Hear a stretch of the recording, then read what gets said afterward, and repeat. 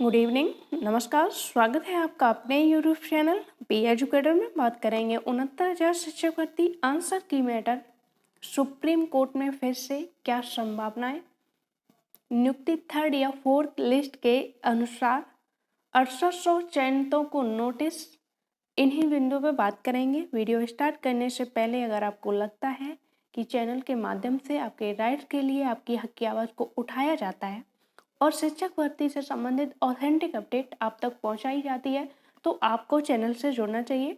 Time waste ना करते हुए हम बिंदुओं पर बात करेंगे। तो सबसे पहले हम बात करेंगे आंसर की मैटर पर। सभी को ज्ञात है कि डबल बेंच से आपको 1 नंबर की रिलीफ दी गई, 1 नंबर की छूट दी गई और नियुक्ति के लिए आपको आदेश किया गया।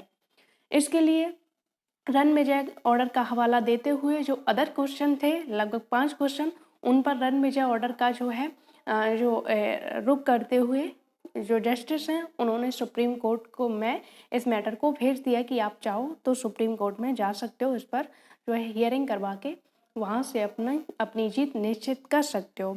जिसके लिए मैन याचिका जो थी उसके पिटिशनर 343 आप सभी को ज्ञात है अभिषेक श्रीवास्तव, उनके द्वारा सुप्रीम कोर्ट में आपकी याचिका काफ़ी पहले डाली जा चुकी थी। वो याचिका पर मांग थी कि इस पर स्टे दिया जाए। तो पहले ही हियरिंग पर ये आपका जो 343 को लेके जो गए थे मैन पिटिशनर, उनकी जो याचिका डिसमिस कर दी गई, खारिज कर दी गई। और जो अन्य याचिकाएं थी उनके एडवोकेट ने कुछ जो है जिस बेंच से आए थे उसी बेंच में अपनी याचिका को रिवर्स करवा लिया पुनर्विचार याचिका पर।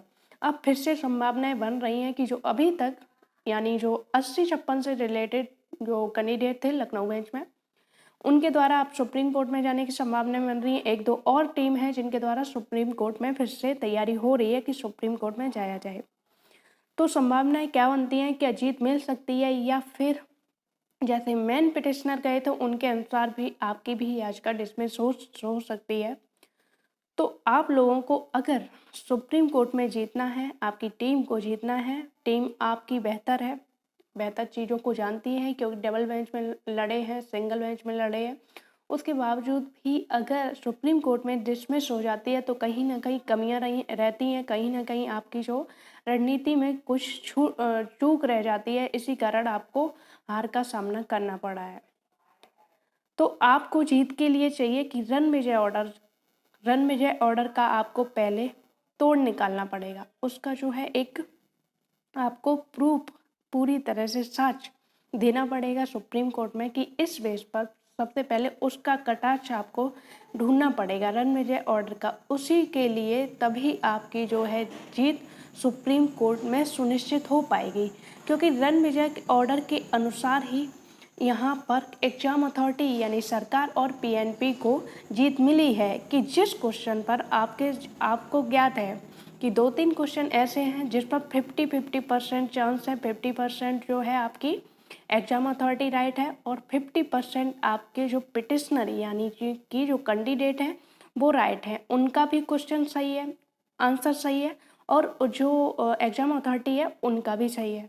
तो जब ये कंडीशन बनती है तो यहाँ पर अगर रन विजय ऑर्डर लगा दिया जाता है तो वहाँ पर एग्जाम अथॉरिटी यानी सरकार को जो है रिलीफ दे दी जाती है कि 2 क्वेश्चन, जब एक क्वेश्चन पर 2 प्रश्न सही होते हैं, 2 आंसर सही होते हैं, तो जो एग्जाम अथॉरिटी होती है उसी का आंसर माना जाता है। तो इसका कटाक्ष सिर्फ जो है सुप्रीम कोर्ट में है।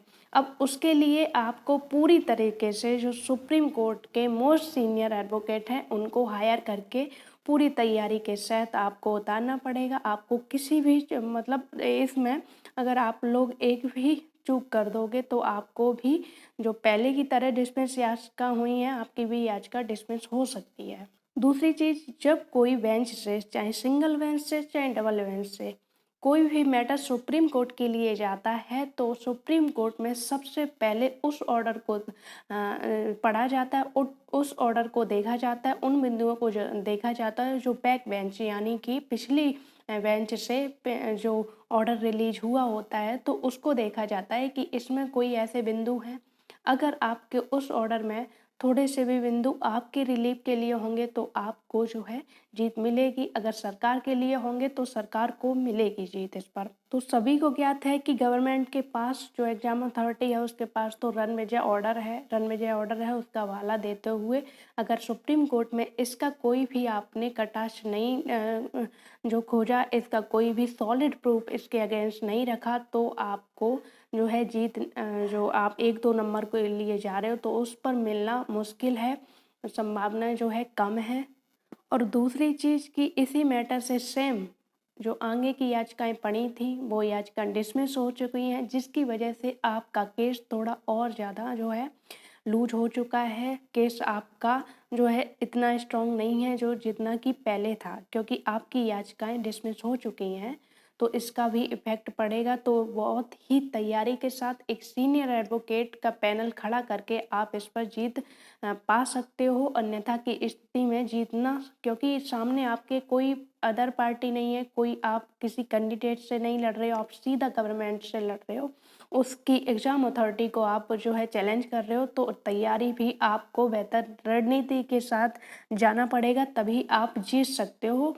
और ये सभी को ज्ञात है कि आपके जो क्वेश्चन हैं वो बिल्कुल राइट हैं, वो बिल्कुल सही है, फिर भी आप जो है किसी पार्टी से नहीं, आप गवर्नमेंट से सीधा चैलेंज कर रहे हो, एग्ज़ाम अथॉरिटी पर प्रश्न खड़ा कर रहे हो, उस पर चैलेंज कर रहे हो, तो उसको हराने के लिए आपको सीनियर एडवोकेट तो उतारने ही पड़ेंगे।